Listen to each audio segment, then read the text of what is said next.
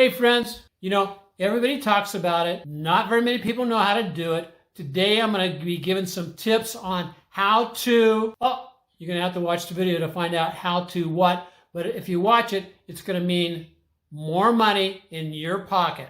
So watch today's session all the way to the end. It's Trade Your Way to Freedom, special edition for Easter weekend 2023. This is Dennis, the AutoPilot Trader, saying, hey, thanks for joining us, and let's get down to the session right now. Hey traders, welcome to this special edition of Trade Your Way to Freedom. This is Good Friday. The market is closed. I want to wish you a happy Passover and also a happy Easter as we move into this weekend. The markets are very, very interesting at this point. As I shared in the opening, I feel like I know after checking under the hood that the market is kind of running a race on weak legs. We'll get into explaining that as we jump into today's session. We find ourselves approaching a very critical juncture in the market. Like I said, some of the major concerns that we have is what's going to happen next. And so here's our overview for the session. We'll take a look at the movers for the market this week. And one of them is just basically the jobs report and also any type of inflationary information. Right now, we are convinced that the Fed is going to start easing the rates, or that they will stop tightening in the June timeframe. And so that's being priced into the market. Anything that upsets that particular narrative could cause the market to move in a down position. What else? While the S&P was up about 7% for the first quarter of this year, it did so on the back of only 10 stocks.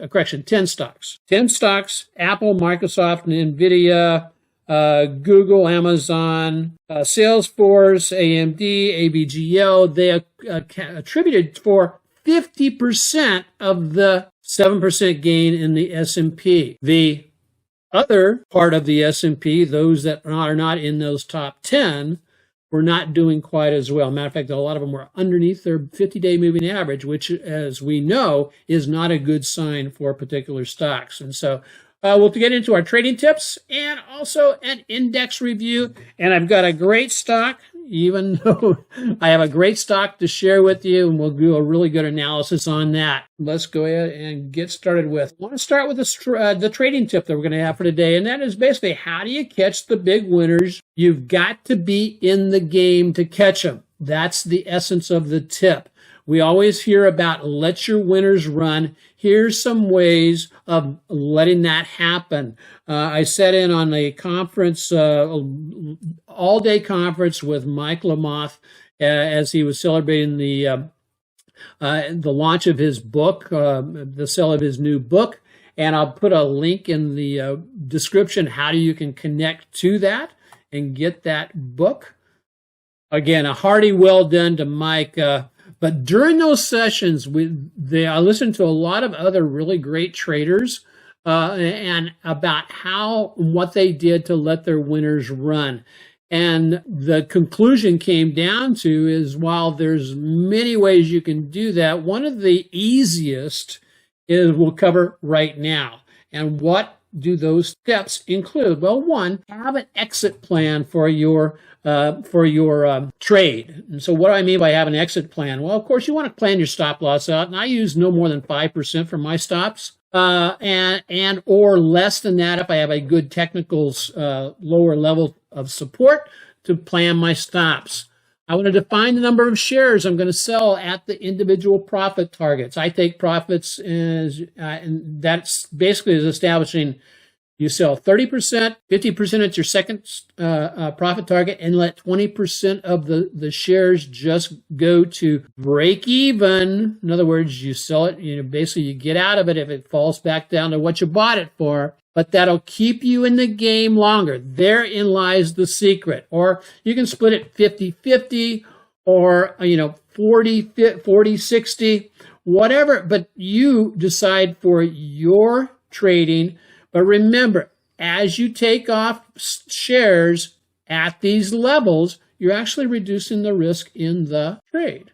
So take your profit on the way up. I suggest 7 to 10% because typically 7 and 10% is fairly easily reached. There's a high probability you're going to reach those that level with your initial go. And so my first tranche of stocks come off at 7 to 10%. Second tranche comes off at 17 to 22.5%. Again, that's in a window where it's a high probability prices are going to reach that level. And oftentimes, like Bill O'Neill said, you get up to 20%, and then stocks tend to slow down. And the acceleration of velocity of their move higher, does slow down and sometimes even stops in reverse. Move your trailing stop up to break even on the remaining share. So in other words, as soon as I hit 7 and 10%, I move my stop up to break even. What's the benefit of doing that? One, it ensures that I have a totally profitable trade. Okay, even if it goes back to hit my price that I got into the trade, that trade will still be profitable. Secondly, that's good for the psychic and the psychological aspect of the trade, because nothing is more frustrating than having a profit in a stock, have it reverse on you and fall down below your purchase price, a lot of times because you don't have the rules and you're not using stop losses. When that happens, that can be very debilitating and really take a whack on you with regarding your psychological capital that we also trade with. Number 3 is if an entity continues to climb, I want to be planning more positions on that. Again, I want to buy more of it, but I just repeat the above. I repeat the process above here. And the other thing I do is I move my trailing stop on my initial shares. I move that up gradually to the initial, if the initial profit targets are hit on the second buy, I move that up to break even of the second buy. And this will keep me in the game for those big winners. And so that's our tip for today. Again, who doesn't like to be in those trades where the stock goes on to 50%, 60%, 70%, 100%? And this will help you be on for at least part of the ride. Our PEP routine is absolutely awesome. So stop guessing about where to take action. Use our PEP routine. I offer this as a course over on this website. I'll put the link on that down in the description in the YouTube channel, and also include that as I send out the email to our members. Maximize your profits with these 3 strategic trading signals that I utilize. It makes up the routine, and they can improve your results and save you time because it hones down what you're looking for. The value of this trading is over $400 for this trading because there's our bonus training on candlesticks in there. I have cut the price on this, slashed it down to where you save over 95%. Don't miss this. This training could be absolutely priceless to you as you drive forward and gain more profits. There's a statement by Mark Minabini. This is especially true in the kind of market that we're experiencing right now. Here's our disclaimer. This is how the AutoPilot Trading Service did over the last 11 years, going back to 2012. Again, beating the S&P every one of those years. Very pleased with that record.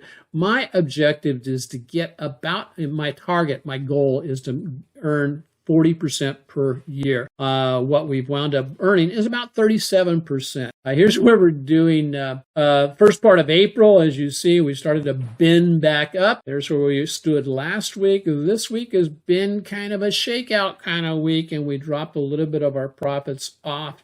Took about 3% off of what we had going on. S&P has narrowed the range there, but that's okay. We keep plugging along because with an 11-year track record of beating the S&P and also hitting right around that 40% mark, I know that that it will wind up being about the same for this year. So that's an excellent thing. If you want to know more about that, again, check out what we have going on at AutoPilot Trading. We have a new website coming and also an awesome new training site. And if you want to know more information about that, please drop me a note, DM me, send me an email and say, hey, Dennis, let me know. I do offer a 15% discount for military members. So, hey, let's go ahead and take a look at, we'll start with the spiders. What is going on with the spiders? And I'm going to be doing some designs on this, so just stand by, hang on. And so what I want to do first is, where are we? Okay. As you see, we basically have zoomed up, we're in the process of an intermediate or a short-term uptrend that is starting to run into large-scale resistance. And this whole block up here represents the high here, the high here.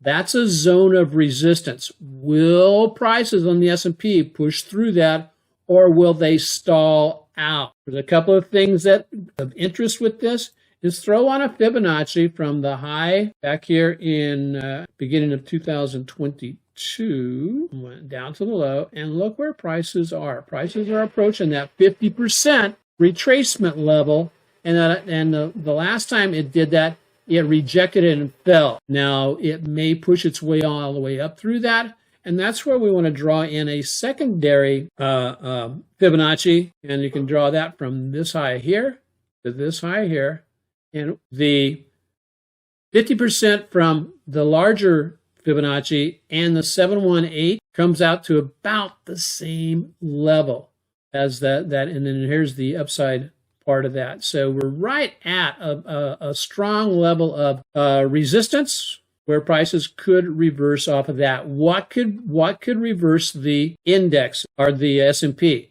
Well, what could reverse it is if the jobs report and the next inflation report come out hotter than expected. Those are supposed to be coming out the first part of the week. Friday, they had one report out. Actually, the futures rallied up out of there. But what's going to happen when prices get up here? There's a lot of things that could derail this. What else do we want to be looking at? I want to be looking at what's going on with my momentum indicators, and that is primarily TSI.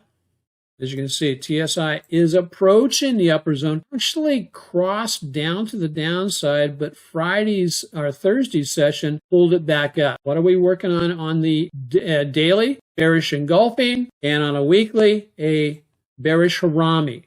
So that could say, hey, we've just about exhausted that, and we know that up in these other areas up here, we see where the resistance is. We may get through it, we may not. And so the next potential upside on resistance is that 413 and then on up to 418. So that's what we've got going on with the S&P.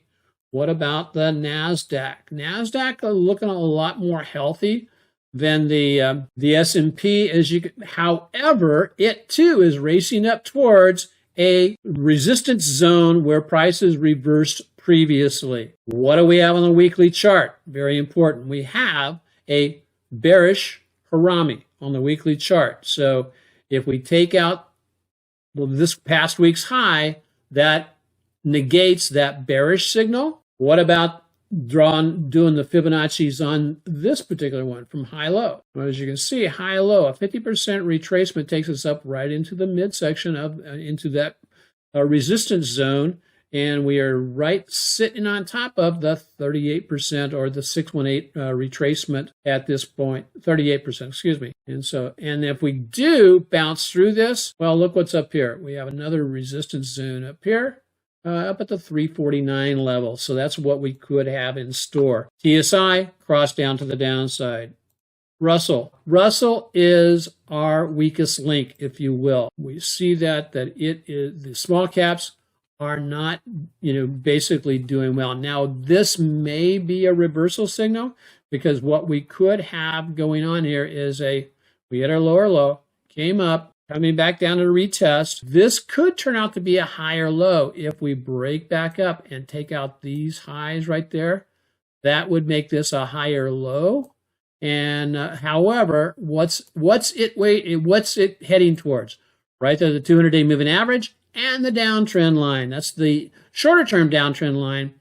And the longer term downtrend line, of course, is up here. So we could actually have the Russell bounce all the way up. If the market becomes convinced that the interest rates that the Fed is going to stop tightening, the small caps will probably rally and rally hard, because there's a lot of pent up energy there. But right now, it's being held up, and as long as it's below the 200-day moving average, That's our indication that, this is still in a consolidation pattern to the moving, across all the way down to 163 up to these areas here. So it's a wide consolidation pattern, but it's looking pretty good. On the daily chart, we've got, yes, it is a bullish harami. However, it's after a 1-2 day downtrend reversal.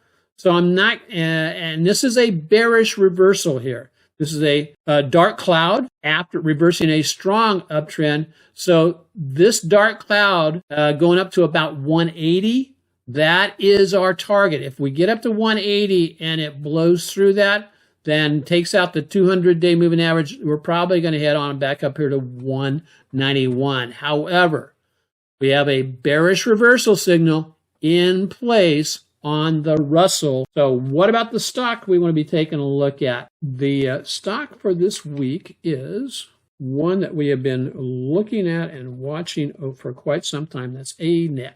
A-N-E-T. And as you can see, it put in a top, it's rolled over. And what am I looking for? I am looking, we'll just lay on these levels here. We had a breakout above this level here. So here's a pattern break here. Here's a pattern break here off of that high right there. And so this zone that you see right there, that forms a support zone, if you will. And so that's where I'm looking for this to reverse off of on Arista Networks. So that's where I'd be, and that would also coincides with the 50-day moving average. It's moving up. So we've got a couple of just down in that area there. May not make it all the way back down in there. Again, this is where you want to throw your Fibonacci's on. Again, I'm going to go to this low here and see 50% retracement takes us down to about the 151 level. And so it's slightly above that level of support.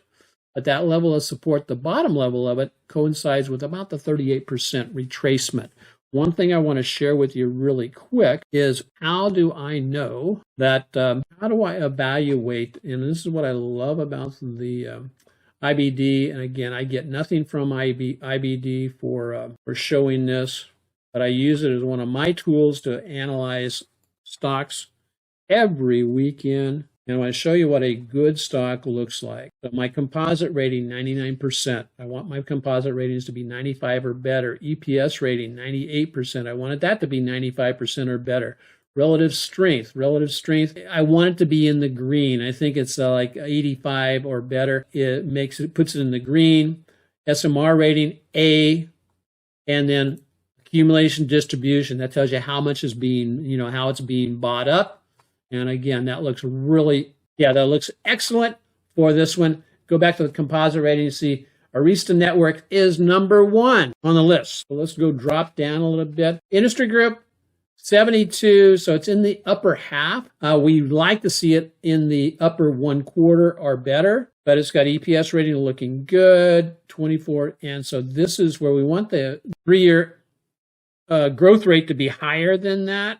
And so it's got a couple of blemishes on it. So it's got a couple of pimples. However, get down into the up-down value, excellent, 1.9. That means it's going to move and move nicely. And then as we see, where was the accumulation distribution is right there, B+. And so we see a lot of green dots there with only 1, 2. And it has to do with the growth rate of the earnings per share growth rate. This is an excellent looking stock. And I use that if any of those, if my, let's say my composite rating was below 95, well, I wouldn't trade ANET. It was, and so that's one of the lessons to take into this weekend is if a stock doesn't measure up to your grading criteria, eliminate it. We're in the job of trying to eliminate stocks from our list rather than add stocks to our list. That makes sense because it'll simplify what we're doing going forward, because the less you're looking at, the more you'll be able to get in tune with what that individual stock is trying to do. So that kind of covers us for this week, folks. I just appreciate it. I hope you enjoy this special edition of Trade Your Way to Freedom. And again, 2023 breakthrough into consistent trading success. That's what we're after. Wish you all aloha. trade well and prosper. Mahalo. God bless everybody. And you'll see some opportunities to watch some other videos coming up in that area. So until next week, we'll be back to regular schedule next week. Aloha. Bless.